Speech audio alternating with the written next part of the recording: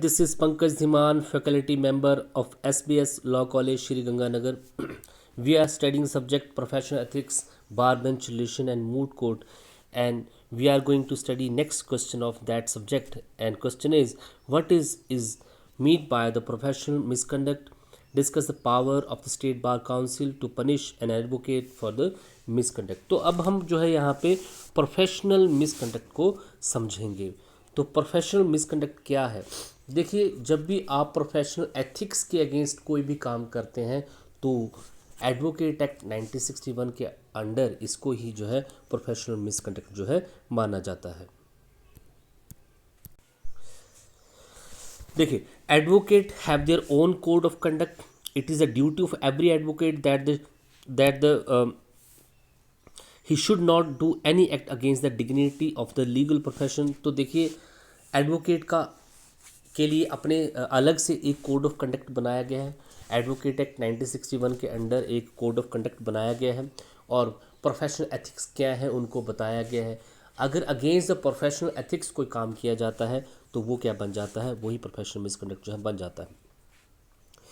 तो एडवोकेट को चाहिए कि वो लीगल प्रोफेशन की डिग्निटी को ख़राब ना करे, प्रोफेशनल एथिक्स के अगेंस्ट ना जाए और कोई भी प्रोफेशनल मिसकंडक्ट वहाँ पे ना करे. Abhay Prakash Sahay versus high court Patna, justice VP Singh held the legal profession has been considered highly intellectual and moral profession. Advocate have reputation in society and they are expected to faithful toward their profession. तो justice VP Singh ने कहा था कि legal profession जो है एक highly intellectual और moral profession है. एडवोकेट को चाहिए कि वो इसकी रेपुटेशन को बना के रखे, क्योंकि एडवोकेट की रेपुटेशन होती है सोसाइटी में और उससे एक्सपेक्ट किया जाता है कि वो इस प्रोफेशन की डिग्निटी को बना रखे और फेथफुल रहे toward that profession. To be faithful the and honest towards legal profession is professional ethics, whereas any conduct against it is a professional misconduct. अगर आप इस लीगल प्रोफेशन के लिए फेथफुल रहते हैं, ऑनेस्ट रहते हैं, तो ये प्रोफेशनल एथिक्स हैं. लेकिन अगर आप इसके अगेंस्ट कोई कंडक्ट करते हैं तो यही प्रोफेशनल मिसकंडक्ट जो है बन जाता है. What is professional misconduct? देखिए, कोई एक यूनिवर्सल डेफिनेशन आप प्रोफेशनल मिसकंडक्ट की नहीं दे सकते हैं. It depend upon the each circumstances of the cases. There is a no absolute definition of professional misconduct. Professional misconduct can't be limited in a limit which work is professional misconduct or which is not. It's all depend upon the circumstances of the matter. तो ये depend करता है circumstances of the cases पे. These acts are considered professional misconduct. Willful guidance to the parties. तो सबसे पहले यहाँ पे इन चीज़ों को हम क्या मानेंगे, प्रोफेशनल मिसकंडक्ट जो है यहाँ पे मानेंगे. अगर कोई भी पार्टी जो है विलफुल मिसगाइड करती है पार्टीज़ को अगर वो मिसगाइड करती है तो हम इसको क्या मानेंगे, प्रोफेशनल मिसकंडक्ट मानेंगे. अगेंस्ट द प्रोफेशनल एथिक्स इसको मानेंगे. Not presenting in the court from the side of the party. अपनी जिस पार्टी का केस आपने लिया हुआ, जिस पार्टी के बिहाफ पे आप कोर्ट में प्लीड कर रहे हैं, उसको कोर्ट में रिप्रेजेंट नहीं करना. Not pleading faithfully the cases of the parties को कोर्ट में ना तो रिप्रेजेंट करना, ना ही उनके फेवर में वहाँ पे प्लीड करना.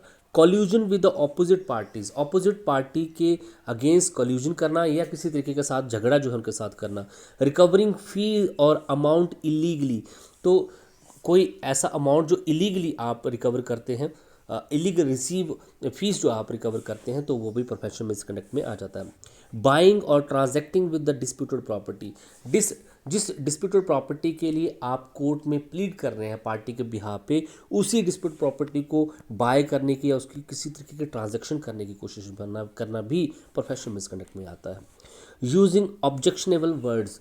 अगर किसी तरीके के ऑब्जेक्शनेबल वर्ड्स आप कोर्ट में यूज़ कर रहे हैं तो ये भी प्रोफेशनल मिसकंडक्ट हो सकता है. Exciting unnecessary in the court में जो है अननेसेसरली एक्साइट हो जाना. फॉल्स ब्लेम अपॉन द जज. ये एक सिविल मिसकंडक्ट है, जज पे कोई फॉल्स ब्लेम वहाँ पे लगा देना. Unnecessary comment on the judicial decision order. Court के ऑर्डर और कोर्ट के डिसीजन के अगेंस्ट आप कोई कमेंट नहीं कर सकते. अगर आप ऐसा करते हैं तो ये भी एक प्रोफेशनल मिसकंडक्ट हो सकता है. Not submitting amount of the party in the court और not returning to the party. अगर कोई अमाउंट पार्टी ने दिया है एडवोकेट को ताकि वो कोर्ट में जमा करा सके, अगर वो ऐसा नहीं करता है या वो पार्टी को उस अमाउंट को रिटर्न नहीं करता है तो ये भी प्रोफेशनल मिसकंडक्ट माना जाएगा। With holding scripts and document of the parties, अगर कोई पार्टी फीस पे नहीं करती है तो उसके डॉक्यूमेंट को विद होल्ड कर लेना, उसकी स्क्रिप्ट को विद होल्ड कर लेना भी एक प्रोफेशनल मिसकंडक्ट हो सकता है। Miss appropriation of money of the party, party का जो पैसा है जो एडवोकेट के पास है उसका मिस एप्रोप्रिएशन, मिस यूटिलाइज उसका करना। Taking bribery in the name of the जज, जज के नाम पे वहाँ पे किसी तरीके की रिश्वत लेना। Not informing party about the order decision timely, जो भी जज कोर्ट ने जो भी डिसीजन जो है उस पार्टी के लिए किए हैं, जो ऑर्डर्स उस पार्टी के लिए किए हैं, उनकी इन्फॉर्मेशन पार्टी को ना देना भी एक सीवियर प्रोफेशनल मिसकंडक्ट जो है हो सकता है। There are some other acts also which have been considered professional misconducts. Court have also commented upon the act of professional misconduct subject matter from the time to time. तो court ने time to time जो है professional कौन सा act जो है, कौन सा कंडक्ट एडवोकेट का प्रोफेशनल मिसकंडक्ट होता है, इसके बारे में टाइम टू टाइम बोला है। नेब रतन मल चौरसिया वर्सेस एम.आर. मुरली का केस है। It has been state by the Supreme court that the misconduct means breach of discipline with the others. तो प्रोफेशनल मिसकंडक्ट क्या है, जब आप डिसिप्लिन को जो है ब्रीच करते हैं। It is not a possible to lay down exclusively as to what would constitute misconduct and discipline, which however is wide enough to include the wrong omission or commission, whether done or omitted, to be done intentionally or unintentionally। तो यहाँ पे यही बताया गया है कि ये possible नहीं है एक एक्सक्लूसिव डेफिनेशन देना कि कौन सा एक्ट जो है कॉन्स्टिट्यूट करेगा मिसकंडक्ट को, इनडिसिप्लिन को। ये डिपेंड करता है upon the conditions of the circumstances of the cases. State of Punjab वसी Ram Singh AIR 1982 supreme court का केस है। Supreme court decided that moral turpitude and moral corruption are included in the misconduct. अगर आपका moral पतन हो जाता है, नैतिक पतन हो जाता है, या आप मॉरल करप्शन वहाँ पे करते हैं तो ये भी मिसकंडक्ट में इंक्लूड किया जाएगा। VP Kumar Velu versus bar council of India AIR 1997 supreme court ने कहा था gross negligence of duties is considered professional misconduct bye the Supreme court. Supreme court ने यही कहा कि अगर आप अपनी ड्यूटी की नेग्लिजेंस करते हैं तो ये भी एक प्रोफेशनल मिसकंडक्ट माना जाएगा। Madhav M Bokharikar versus Ganesh M Bokharikar का केसेस है। Business of petroleum product with legal profession is considered professional misconduct. अगर आप लीगल प्रोफेशन में हैं और साथ में आप कोई पेट्रोलियम का प्रोडक्ट का भी बिजनेस कर रहे हैं तो ये एक प्रोफेशनल मिसकंडक्ट माना जाएगा, क्योंकि आपको पता है कि जब आप लीगल प्रोफेशन में हैं, आप प्रैक्टिसिंग एडवोकेट हैं, तो आप कोई और अदर प्रोफेशन चूज़ नहीं कर सकते हैं। ये एक सीवियर प्रोफेशनल मिसकंडक्ट माना जाएगा। D Sai Baba versus bar council of India AIR 2003 supreme court का केस है। Running of STD booth along with the legal profession has been held professional misconduct. इस केस में एक जो एडवोकेट जो है जो प्रैक्टिस कर रहा है वो साथ में STD बूथ भी चलाता है, ये भी एक प्रोफेशनल मिसकंडक्ट माना गया। पवन कुमार शर्मा वर्सेस गुरु दयाल सिंह का केस है AIR 1999 supreme court. It was held by the Supreme Court that no other profession can be done along with the legal profession by the advocate। जब आप लीगल प्रोफेशन में है, advocate legal profession में है, तो कोई भी और प्रोफेशन जो है वो नहीं कर सकता है। अगर वो ऐसा करता है तो ये प्रोफेशनल मिसकंडक्ट है। Doctor Hani Ram L Chulani versus bar council of Maharashtra के केस में सुप्रीम कोर्ट ने कहा था the appellant was not allowed to do a medical profession with the legal profession. इसमें अपीलेंट को अलाउ नहीं किया गया था कि वो एक मेडिकल प्रोफेशन के साथ लीगल प्रोफेशन भी कर सके, क्योंकि in the legal profession you have to choose only legal profession, not to choose any other profession. Harish Uppal versus Union of India AIR 2003 supreme court का केस है।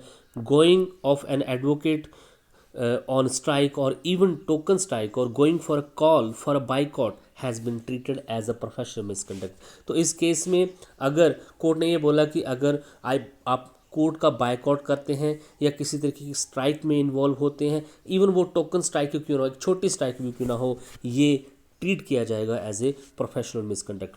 New India insurance company limited versus AK Saxena, वो सारे cases जो आपने ऊपर पढ़े professional misconduct के, professional ethics के, वो सारे आप यहाँ पे डाल सकते हैं। To retain the file of the party in lieu of fees has been treated as a professional misconduct. अगर आप पार्टी की फाइल को रोक के रखते हैं क्योंकि उसने फीस जो है आपकी नहीं दी है, तो ये भी एक प्रोफेशनल मिसकंडक्ट माना जाएगा। हरीश चंद्रा तिवारी वर्सेस बैजू का केस है। Picking amount of compensation by advocate and not returning it to the party was considered professional misconduct. इस केस में पार्टी को कॉम्पनसेशन मिला दूसरी पार्टी से, और इस कॉम्पनसेशन को एडवोकेट ने रिसीव किया, लेकिन एडवोकेट ने इस अमाउंट को उस पार्टी को नहीं दिया, तो ये भी प्रोफेशनल मिसकंडक्ट वहाँ पे माना गया। अब यहाँ पे देखते हैं कि power of the state bar council for punishment of misconduct. तो देखिए, आप प्रोफेशनल मिसकंडक्ट आपने देख लिए, एडवोकेट एक्ट 1961 के अंडर ये प्रोविज़न किए गए हैं कि अगर कोई भी एडवोकेट प्रोफेशनल मिसकंडक्ट करता है, प्रोफेशनल एथिक्स के अगेंस्ट जाता है, तो उस पे कोई भी जो है वहाँ पे इंक्वायरी हो सकती है और उसको वहाँ पे पनिश करने की पावर भी जो है एडवोकेट एक्ट 1961 के under bar council, state bar council को, बार काउंसिल ऑफ इंडिया को दे रखी है। Vikas Deshpande versus bar council of India AIR 2003 supreme court के केस में, supreme court that the professional misconduct is an unnecessary evil, it is necessary to nip the evil और curse in the bird. तो supreme court ने बोला था कि professional misconduct एक बहुत ही बड़ा एक बुराई है और इसको निप करना जरूरी है, इस बुराई को ख़त्म करना जरूरी है, और इसी पर्पज़ से सेक्शन 35 ऑफ एडवोकेट एक्ट 1961 में जो है provide remedies against this misconduct, और इस रेमेडीज़ के अगेंस्ट जो है इस मिसकंडक्ट के अगेंस्ट जो है यहाँ पे रेमेडी दी गई है। Section 35 define the power of the state bar council for punishment of advocate for the misconduct. Section 35 जो है पावर देता है बार काउंसिल, स्टेट बार काउंसिल को, कि वो एडवोकेट को उसके प्रोफेशनल मिसकंडक्ट के लिए वहाँ पे पनिश कर सकता है। इसका प्रोसीजर क्या है ये आप पहले भी पढ़ चुके हैं, फिर से आप इस प्रोसीजर को देख लीजिए। Where an receipt of complaint or otherwise a state bar council has a reason to believe that any advocate on its role has been guilty of professional or other misconduct, it shall refer the case for the disposal or its disciplinary committee। तो आपको पता है bar council of India हो या state bar council हो, उनकी different committees होती हैं, जैसे एडवाइजरी कमेटी होती हैं, एग्जीक्यूटिव कमेटी होती हैं और डिसिप्लिनरी कमेटी भी होती हैं। अगर किसी भी एडवोकेट के against complaint state bar council को मिलती है तो वो उस कंप्लेंट को रेफ़र कर देते हैं अपनी डिसिप्लिनरी कमेटी को। द स्टेट बार काउंसिल में either or its own motion on or on the application made to it by any person interested withdraw a proceeding pending before its disciplinary committee or direct the inquiry to be made by any other disciplinary committee of that bar council। तो state bar council जो है अपने motion पे या कोई interested person को application लगाता है, और कोई भी अगर प्रोसीडिंग पेंडिंग है डिसिप्लिनरी कमेटी में, तो उसको उस प्रोसीडिंग को विड्रॉ कर सकता है और उस प्रोसीडिंग को किसी अदर डिसिप्लिनरी कमेटी को जो है रेफर कर सकता है। The disciplinary committee of the State Bar Council shall fix a date for hearing of the case, a notion thereof to be given to the advocate concerned and to the Advocate General of the state। तो यहाँ पे disciplinary committee जो है, जब उसको एक complaint मिलती है, स्टेट बार काउंसिल जब एक कंप्लेंट को रेफ़र करता है डिसिप्लिनरी कमेटी को, तो डिसिप्लिनरी कमेटी जो है सबसे पहले उस कंप्लेंट के अंडर जो है एक डेट फिक्स करता है हियरिंग की, और एडवोकेट कंसर्न जो है, जिस एडवोकेट के अगेंस्ट जो वो कंप्लेंट है उसको, और advocate general of the state को जो है वहाँ पे जो है नोटिस भी सेंड करता है। नोशन नहीं होगा यहाँ पे, नोटिस होगा, नोटिस सेंड कर देता है कि आप पर्टिकुलर डेट पे जो है वहाँ पे डिसिप्लिनरी कमेटी के सामने पेश हुई है, तो उसके लिए डेट फिक्स वहाँ पे कर देता है। The disciplinary committee of the State Bar Council, after giving an advocate concern and advocate general an opportunity of being here, may make any following order।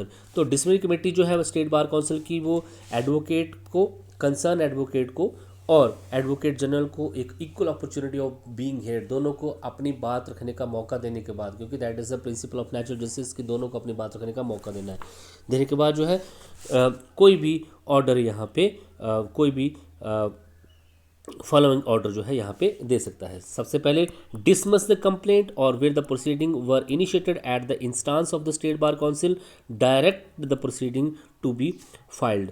तो यहाँ पे सबसे पहले अगर उस कंप्लेंट में डिसिप्लिनरी कमेटी को कोई दम नहीं लगता है तो वो उस कंप्लेंट को डिसमिस कर सकता है। और अगर प्रोसीडिंग जो है स्टेट बार काउंसिल के बिहाफ पे स्टार्ट की गई है तो फिर एप्लीकेशन प्रोसीडिंग को दाखिल करने के लिए बोलता है। दूसरा, रिप्रिमेंड द एडवोकेट, एडवोकेट को फटकार लगा सकते हैं। उसके बाद suspend the advocate from the practice for such period as it may deem, फिर एडवोकेट को सस्पेंड कर सकते हैं प्रैक्टिस से for any period of time, कितने भी टाइम के लिए, 1 साल 2 साल 3 साल के लिए। Remove the name of the advocate from the state roll of the advocate, उस एडवोकेट का जो नाम है स्टेट बार काउंसिल का जो रोल ऑफ एडवोकेट है उससे उसका नाम रिमूव किया जा सकता है। Where an advocate is suspended from the practice under clause C of subsection 3 has he shall during the period of suspension be debarred from the practice in any court or before any authority or the person in India। तो जिस advocate को suspend किया गया है practice से under section 3, तो वो जो एडवोकेट है फिर उतने टाइम के लिए पीरियड ऑफ सस्पेंशन के लिए वो प्रैक्टिस जो है कहीं पे भी नहीं कर सकता, किसी कोर्ट में वो प्रैक्टिस नहीं कर सकता है। In this way the provision has been made under section 35 for the disciplinary proceeding for the professional misconduct and to punish the guilty of advocate. In this case hard punishment was decided for the professional misconduct। In J 2 case हैं यहाँ पे, इनमें hard punishment दी गई है for the severe professional misconduct. First, on not returning compensation amount of the party of whom the name of advocate was removed from the roll of advocate। Harishchandra Tiwari versus Baiju के cases में जहां आपने पहले ही पढ़ा कि advocate ने जो कॉम्पनसेशन का अमाउंट था पार्टी को वापस नहीं किया, कोर्ट ने इसको सिविल प्रोफेशनल मिसकंडक्ट माना और एडवोकेट का जो नाम जो था वो रोल ऑफ एडवोकेट का जो रजिस्टर होता है जो bar council of India state bar council के पास होता है उसमें उसका नाम जो है रिमूव कर दिया। Misappropriation of the client money was considered extreme professional misconduct act was order to remove the name of advocate from the roll of advocate. इस केस में भी बड़ी हार्श पनिशमेंट जो है एडवोकेट को दी गई, उसने क्लाइंट के पैसे का मिस एप्रोप्रिएशन किया, मिस यूटिलाइजेशन किया, उसका नाम भी जो है रोल ऑफ एडवोकेट से रिमूव वहाँ पे कर दिया गया। Harish uppal versus Union of India, Supreme Court said that the proceeding against advocate guilty of professional misconduct comes under the authority of the state bar council। इस केस में clear किया गया, सुप्रीम कोर्ट ने साफ बोला कि प्रोफेशनल मिसकंडक्ट की जो प्रोसीडिंग होती है इसका एब्सोल्यूट राइट जो है स्टेट बार काउंसिल को है, but it on action is taken by the state bar council. अगर स्टेट बार काउंसिल वहाँ पे कोई भी एक्शन नहीं लेती है then Supreme Court can take proper step, तो सुप्रीम कोर्ट वहाँ पे कोई भी एक्शन वहाँ पे ले सकती है। अब यहाँ पे अपील का भी प्रोविज़न है। अगर कोई भी एडवोकेट जनरल या disciplinary committee of the state bar council के ऑर्डर से, डिसीजन से, जो सेक्शन 35 में किया गया अभी आपने ऊपर देखा, तो उससे एग्रीव्ड है तो वो सेक्शन 37 के अंडर जो है 60 डेज़ के अंडर जो है इसकी अपील जो है बार काउंसिल ऑफ इंडिया को वहाँ पे कर सकता है। ये है आपके पास question. Thank you so much.